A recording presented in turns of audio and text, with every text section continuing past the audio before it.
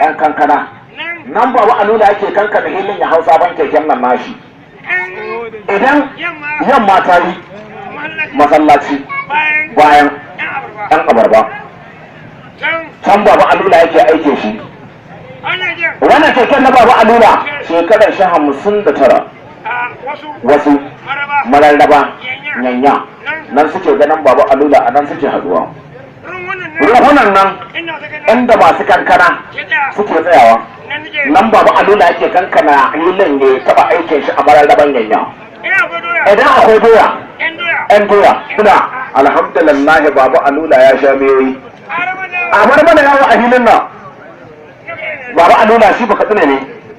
amma keken nan na baba alula ba haɗe je ne bai da birki gaban yara ku bar mana yawo a tsaya guri da kwan Allah sai kallo da tuba baban yara baba alula sai kara ba sai kara alula in shuka ta kan bana akwai can babu ba haɗe je ka ɗana baba alula zai ran ya lula to baba alula yana nan bai lula ba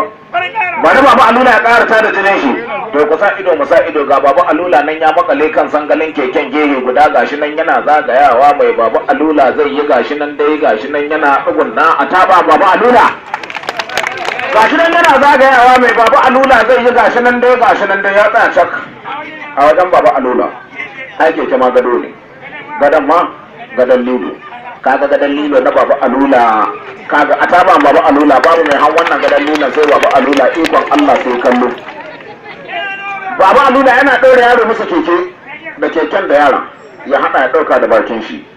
don haƙoran da ya rage a bakin baba alula duk kwaya ɗaya akan haƙoran ba haɗe je 100 yake ya mazu a sa ido ai kallo baba alula zai ci gaba da aikin shi baba alula bai so